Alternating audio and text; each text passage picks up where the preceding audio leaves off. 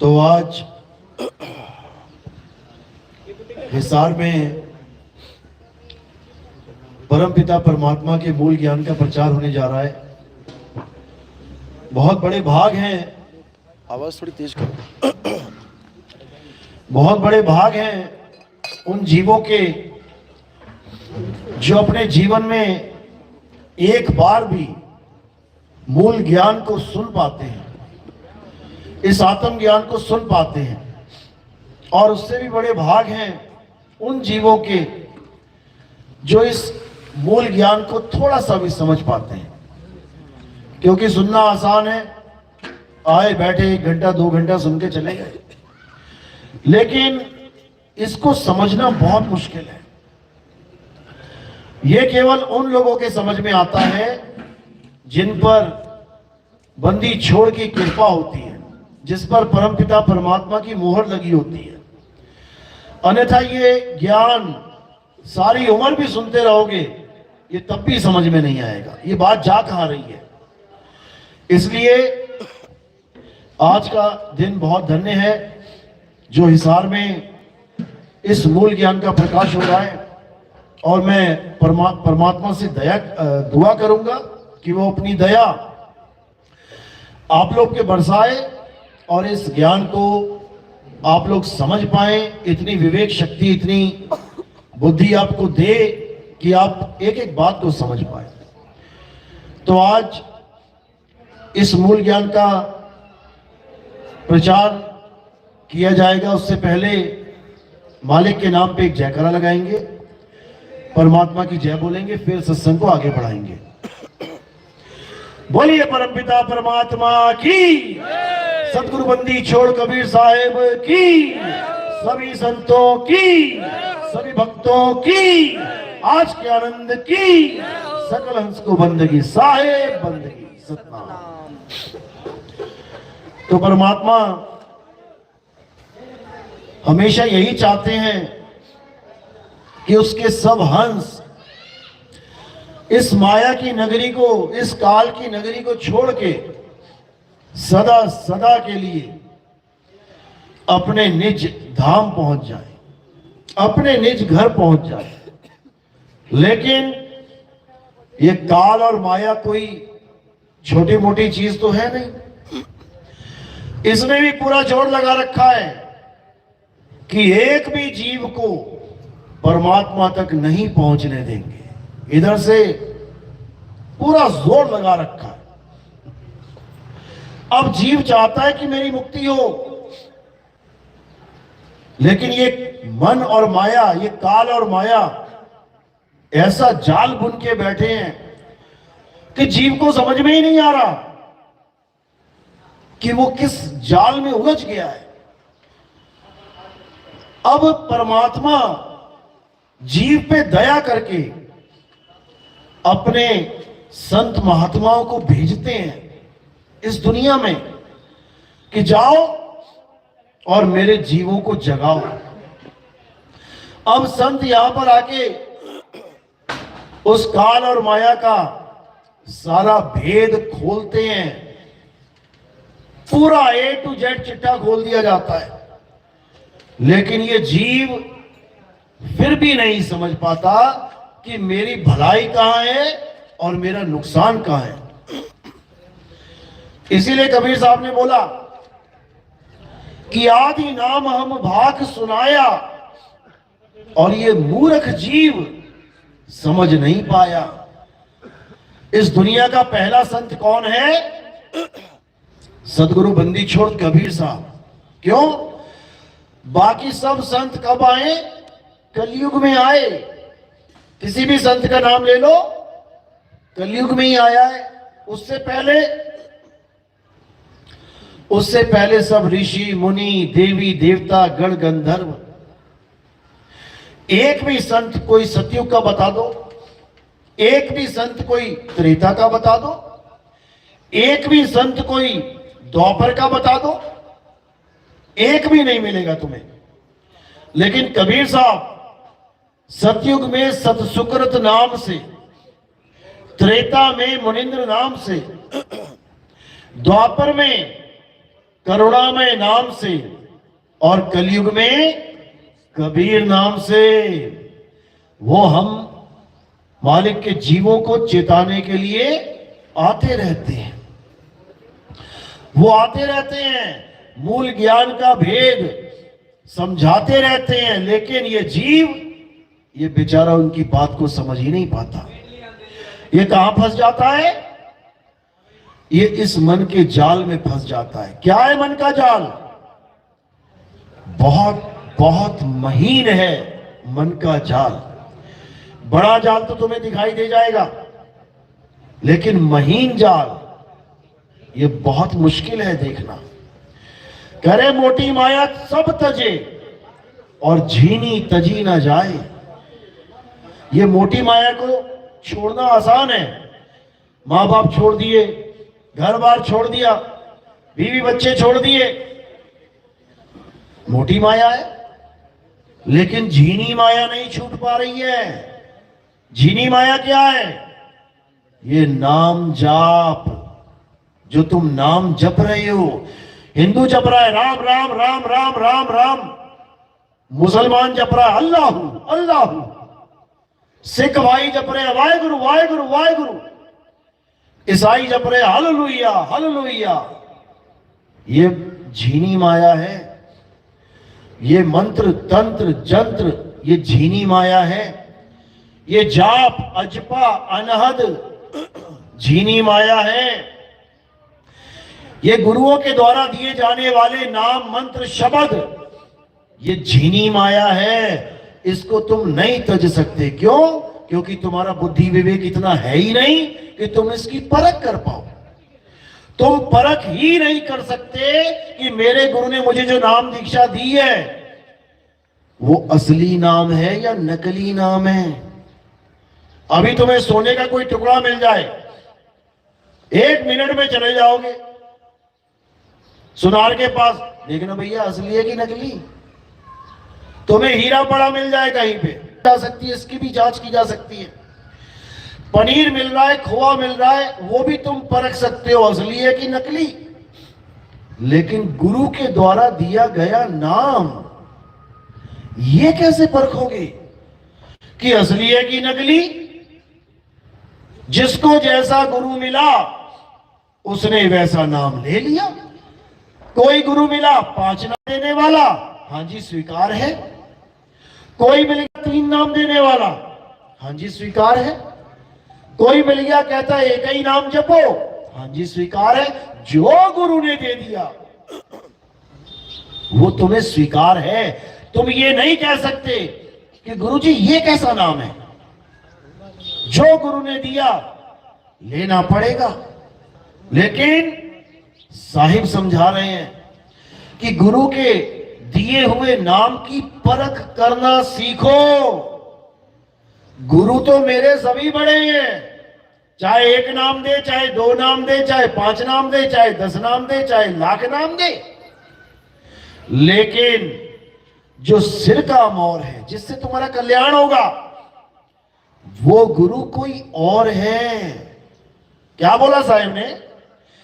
गुरु मेरे सभी बड़े, अपनी अपनी ठौर। एक ही लाइन में ठौर भी बता दी कि सब गुरुओं को एक समान मत समझ लेना कि सारे गुरु ही मुक्तिदाता हैं।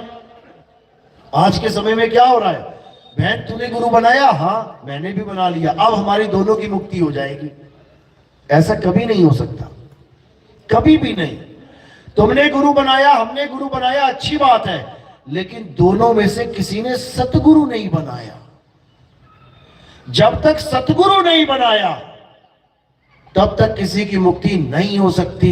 नाम उसने भी लिया, नाम उसने भी लिया, दोनों ने नाम ले लिया, लेकिन जब तक सतनाम नहीं मिल गया तब तक किसी की मुक्ति नहीं हो सकती। अब सतनाम है क्या और असत्य नाम क्या है?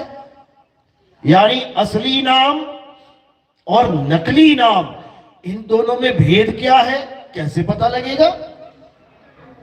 तो अगली लाइन में समझा रहे हैं, गुरु मेरे सभी बड़े, अपनी अपनी ठौर, शब्द विवेकी पारखी, सो माथे का मोर।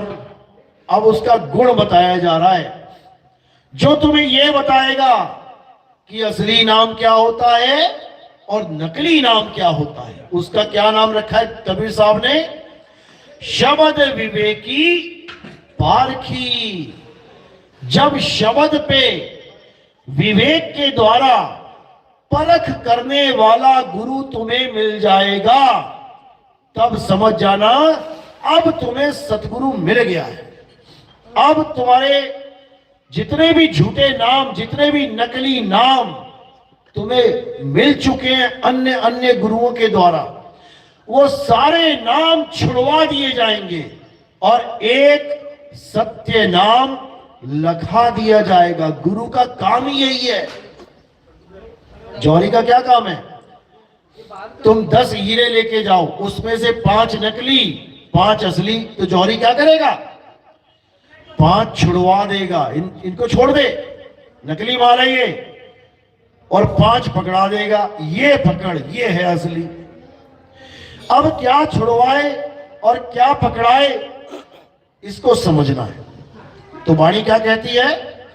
सोई गुरु पूरा कहावे, जो 2 अक्षर का भेद बतावे, एक छुड़ावे एक लखावे, तब प्राणी निज घर को जावे। निज घर को जावे यानी असली घर को पहुंच जाओगे। कब? जब तुम्हारे जीवन में शब्द विवेकी पारखी आ जाएगा। समझ लो, शब्द विवेकी पारखी क्या करेगा?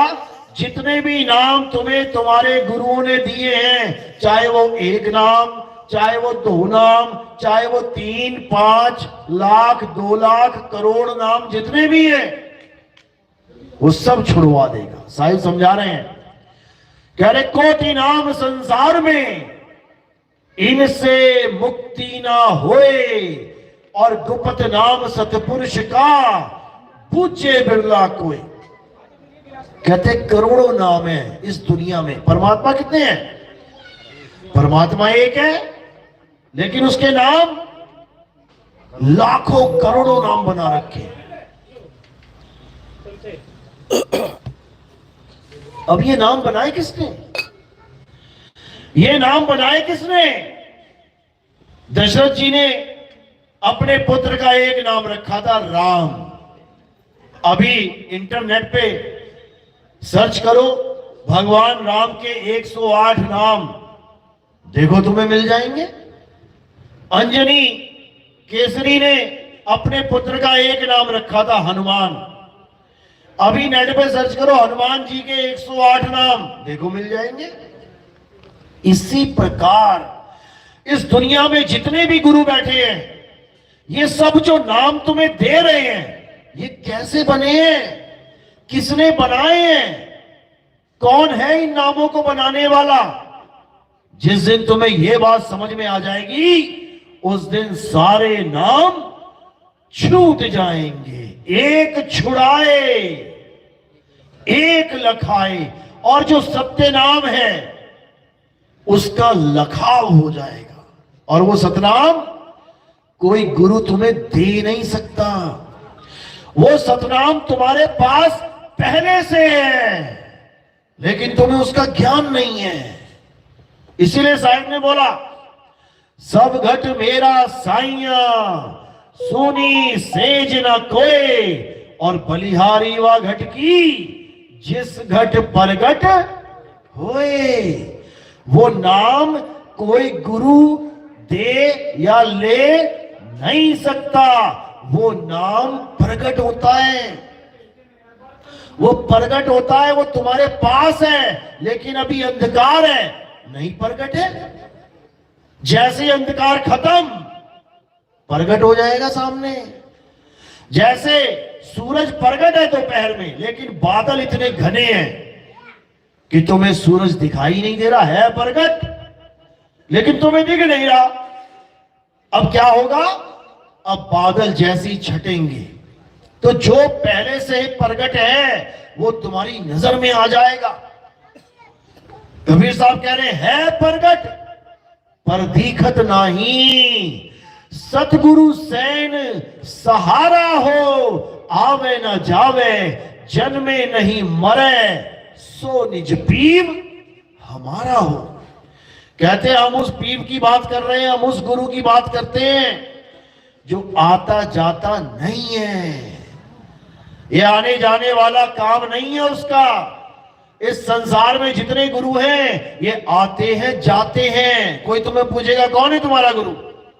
मेरे गुरु ये है, फोटो दिखा दोगे, उसके बाद कहां ये तो चले गए हैं। चले गए तो तुम्हें कौन बचाएगा? गुरु चले गए तो तुम्हें कौन बचाएगा? नहीं, उन्होंने अगली गद्दी पे बैठा दिया किसी को, अरे वो भी चला जाएगा, वो भी चला जाएगा एक दिन, फिर क्या करोगे?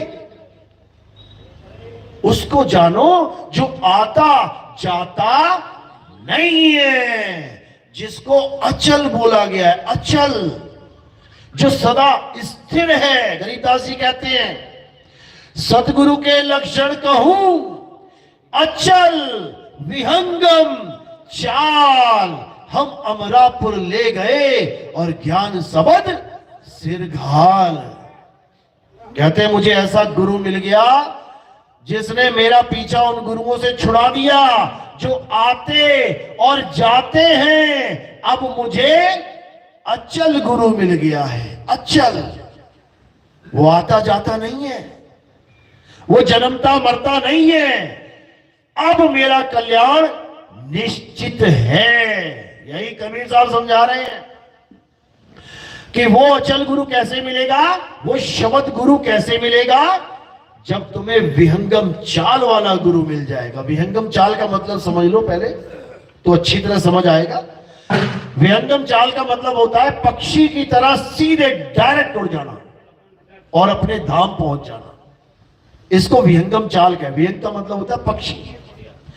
यानी अब मुझे ऐसा गुरु मिला है जो मुझे सीधे उस शब्द गुरु तक पहुंचा दे, बीच में कोई रुकावट ना हो। रुकावट क्या है? परमात्मा तक पहुंचने में, इसको समझ लो। सबसे बड़ी रुकावटें क्या है?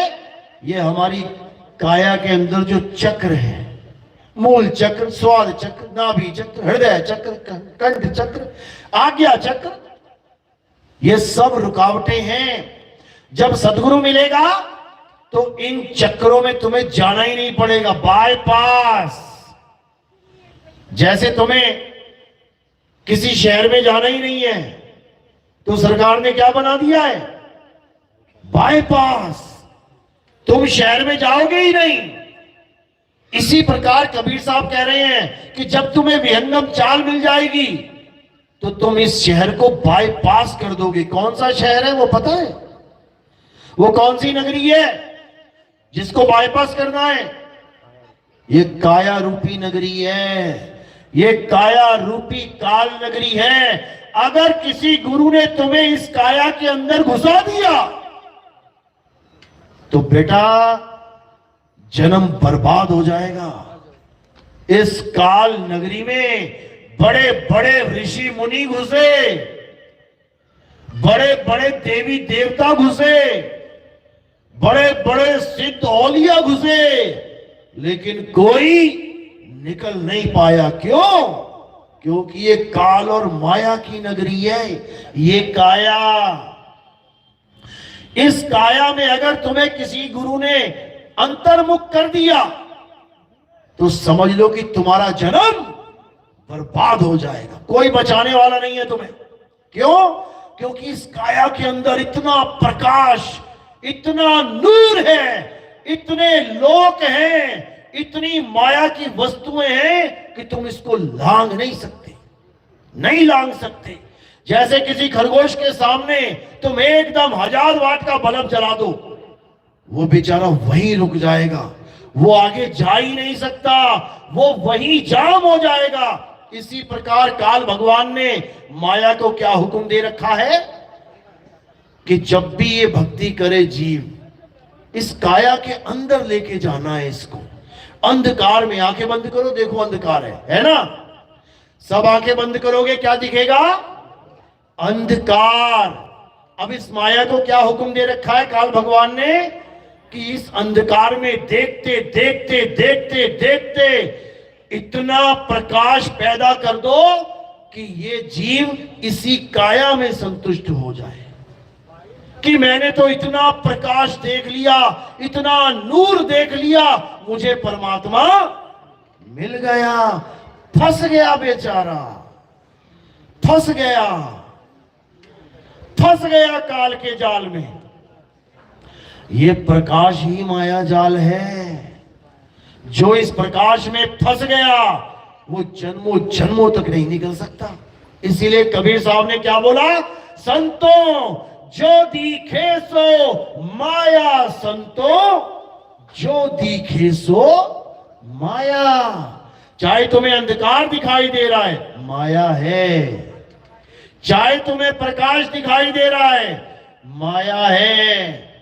चाहे उस प्रकाश में तुम्हें गुरु का रूप दिखाई दे रहा है, माया है। क्योंकि जो भी तुम्हें दिखाई दे रहा है माया है। देखना दिखाना तो कुछ है ही नहीं। तो करना क्या है? क्या करना है? आत्मज्ञान प्राप्त करना है। आत्मज्ञान यानी मुझे खुद का ज्ञान प्राप्त हो जाए। कबीर साहब कह रहे हैं, जल में मीन प्यासी मोहे देखत आवे हासी, आत्म ज्ञान बिना नर भटके, कभी काबा कभी काशी। क्यों? काबा और काशी तो भगवान का घर बताया जाता है। मुसलमानों के लिए काबा भगवान का, अल्लाह का घर है, हिंदुओं के लिए काशी। लेकिन साहिब कह रहे हैं कि भटक रहे हैं वो लोग जो काबा की तरफ दौड़ रहे हैं, काशी की तरफ दौड़ रहे हैं। क्यों?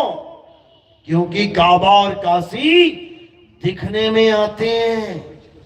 संतों जो दिखे सो माया। जो भी तुम्हें कुछ दिख रहा है तो समझ लो माया दिख रही है। और उसको देख कौन रहा है? वो कौन है जिसको ये माया दिखा रही है? कभी अंधकार, कभी प्रकाश, कभी सतलोक, कभी अलग लोक, कभी अगम लोक, कभी अनामी लोक। ये देख कौन रहा है?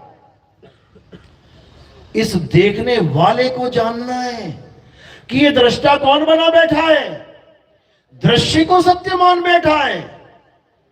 दृश्य को देखने वाला दृष्टा होता है और दृष्टा दृश्य में उलझा होता है। ये कभी अपने आप को नहीं जान पाता, ये दृश्य को ही सलाम कर देता है। जो दिखे उसी को सलाम कर देता है। यही अज्ञान है। आत्मज्ञान इस अज्ञान का सफाया कर देता है। सफाया। पहले ये समझ लो आत्मज्ञान होता क्या है।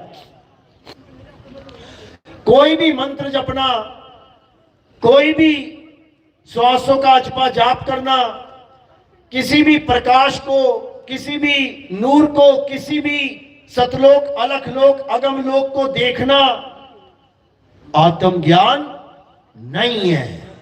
आत्मज्ञान का मतलब कभी दूसरे को देखना, दूसरे को जानना होता ही नहीं है। आत्मज्ञान का क्या मतलब होता है? खुद को जानना। कौन है जो प्रकाश को देख रहा है, उसको जान। जैसे किसी ने आपको कहा कि आप अपनी आत्म कथा लिखो। अब आप अपनी आत्म कथा लिखोगे, उसमें क्या लिखोगे? अपने बारे में। तुम उसमें अपने देश के प्रधानमंत्री, राष्ट्रपति, किसी एमएलए, किसी अन्य की बात नहीं करोगे। आत्म कथा यानी हर लाइन तुम्हारे जीवन के ऊपर होनी चाहिए। तुम्हारी आत्म कथा है। आत्महत्या यानी जब कोई केवल अपनी हत्या कर ले तो उसे क्या कहते हैं? आत्महत्या। किसी और की करेगा तो आत्महत्या नहीं हुई।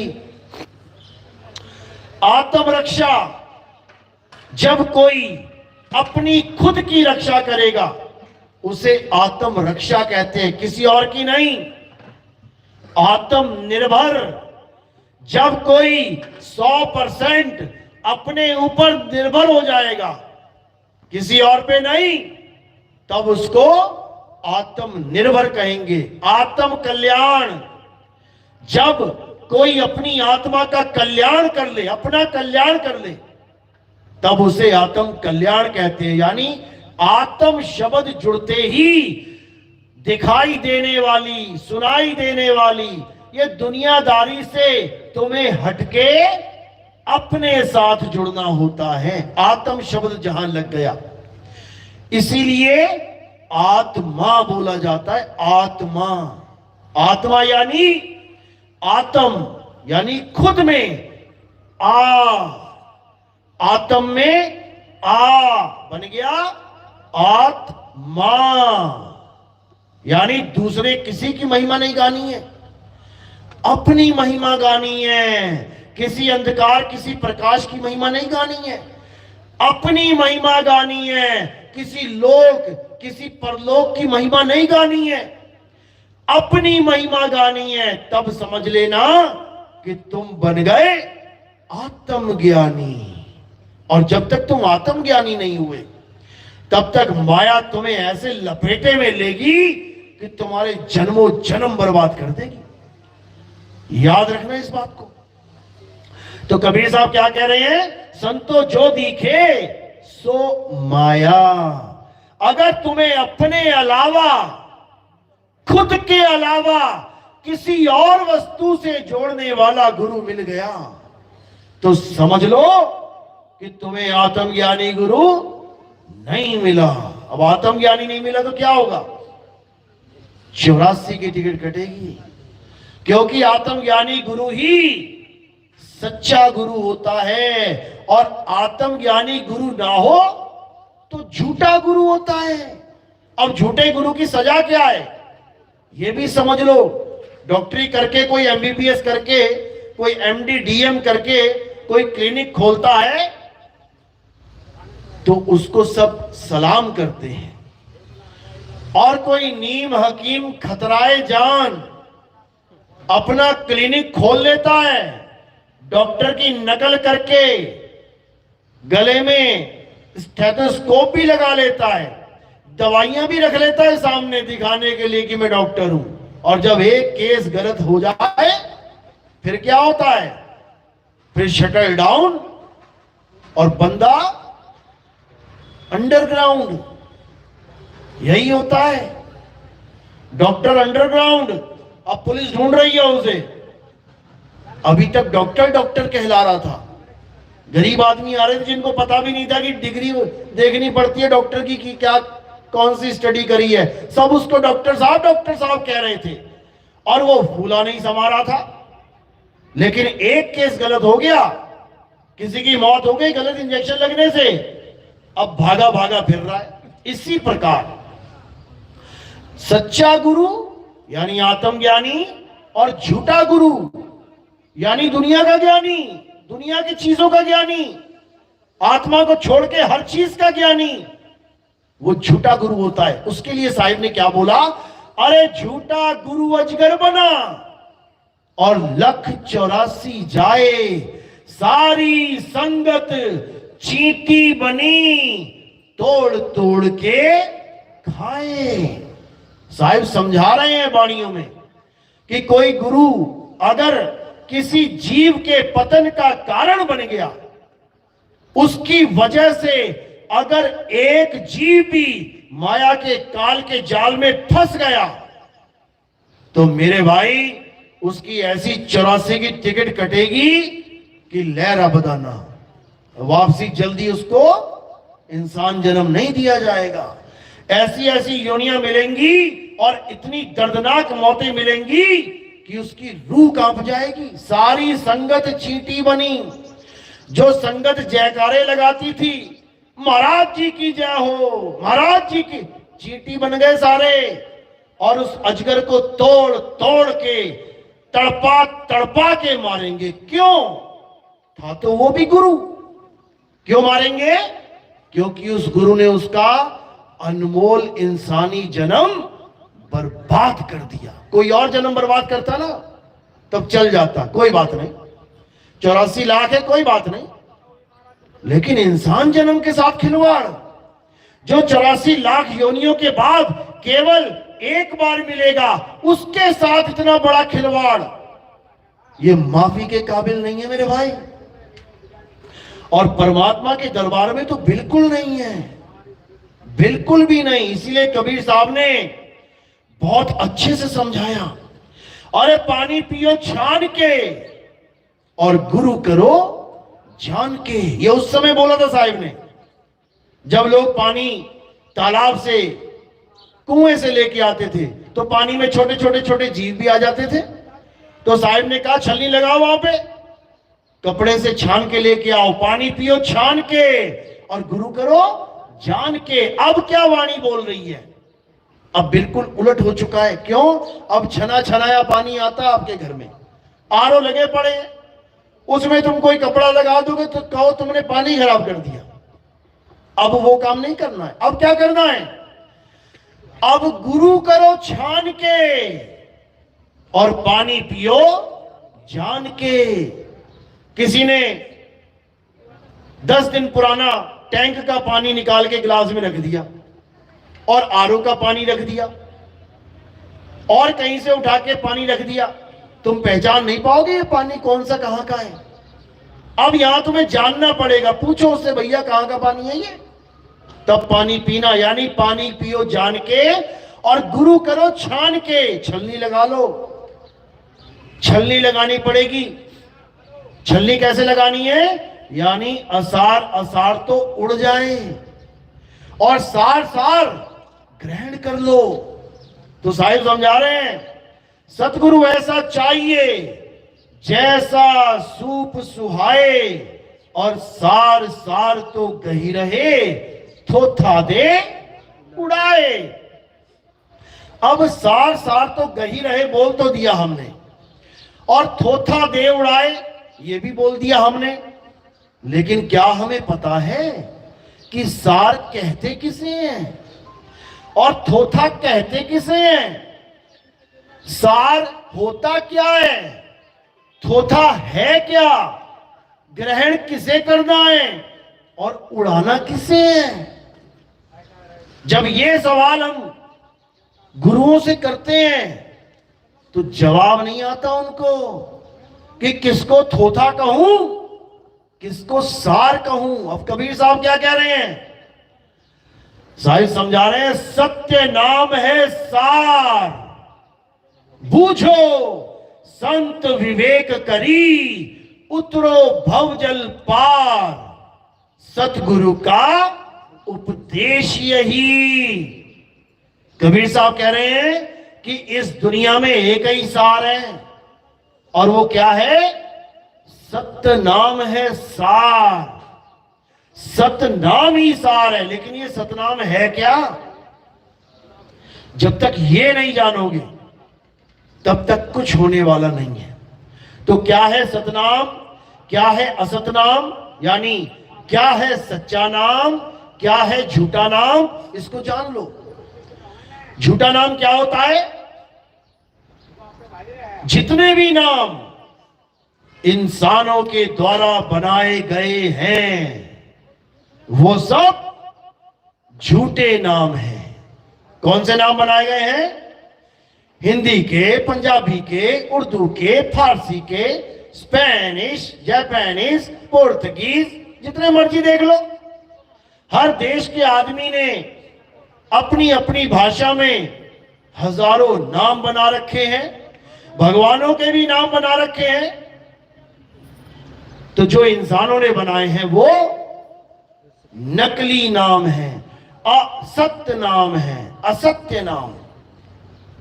अब अगर हम उस असत्य नाम को जपेंगे तो हमें असत्य ही प्राप्त होगा। याद रखो, हम असत्य नाम को, यानी हिंदी भाषा का, पंजाबी भाषा का, उर्दू भाषा का, अंग्रेजी का, किसी भी भाषा का नाम जपेंगे तो वो असत्य नाम है। क्यों? इंसानों ने बनाए। कैसे बनाए ये भी समझ लो। एक समय ऐसा था जब आदि मानव थे। आदि मानव पता है ना? हाथ खड़ा करो जरा जिसे पता है आदि मानव। 5वीं 6ठी में पढ़े हैं ना, सबने पढ़ा होगा आदि मानव। यानी ये इंसान जब जानवरों की तरह रहता था तब उसे आदि मानव कहते थे। अब कई लोग कहते हैं अरे आदि मानव कुछ नहीं होता है, इंसान ऐसे ही था जैसा आज है। अच्छा, अफ्रीका में चले जाओ, अफ्रीका के जंगल में देखो, तुम्हें आज भी आदि मानव मिल जाएंगे। नंगे धड़ंगे, कोई कपड़ा नहीं होगा बदन पे, हाथ में तीर कमान, भाला, डंडा, कोई दुनियादारी से मतलब नहीं। क्या पैंट, क्या कमीज, क्या अंग्रेजी, क्या फारसी, क्या मोबाइल, क्या कैमरा, अभी भी वो इस सारी दुनिया से अलग हैं। यानी उन्होंने अपने आप को अपडेटेड नहीं किया। जैसे अभी भी तुम देखोगे कितने लोगों के पास वो छोटा वाला मोबाइल है, बटन वाला, two two two two two two लग जाएगा फोन। अब आज के जमाने में सबके हाथों में एंड्रॉइड मोबाइल है, आईफोन है, लेकिन वो बाबा जी अभी भी छोटा वाला मोबाइल लेके घूम रहे हैं। इसका मतलब वो बाबा अपडेटेड नहीं हुआ। समझ लो। तो अभी आदि मानव को देखना है तो कहां चले जाओ? अफ्रीका में चले जाओ, जंगल में तुम्हें बढ़िया बढ़िया आदि मानव मिल जाएंगे, तो तुम्हें पका के खा जाए। ऐसे भी हैं जो नरभक्षी आदि मानव है। उन टापुओं पे जाना सरकार ने बैन कर रखा है, जो चला गया वो वापस नहीं आता। आज भी है। तो जब वो समा हर तरफ था, यानी अमेरिका में, इंग्लैंड में, जर्मनी में, फ्रांस में, भारत में, श्रीलंका में, इंसान तो हर जगह थे। जैसे कुत्ते हर जगह हैं, चिड़िया हर जगह है, शेर, चीते, खरगोश हर देश में हैं, घूम रहे हैं। इसी प्रकार आदि मानव भी हर देश में था। वो आदि मानव नंगा घूमता था, ना उसके पास कोई कपड़े, ना कोई मकान दुकान, रहने का कोई ठिकाना नहीं, ना ही उसके पास आग थी। किसी आदि मानव के पास आग नहीं थी। कहां से लाया आग? आसमान से। कहां से लाया? पत्थर से पत्थर टकरा के। जब पत्थर से पत्थर टकराया तो उसमें से चिंगारी निकली। जब चिंगारी निकली तो उसने क्या बोला? आग मिल गई, आग मिल गई। क्या बोला?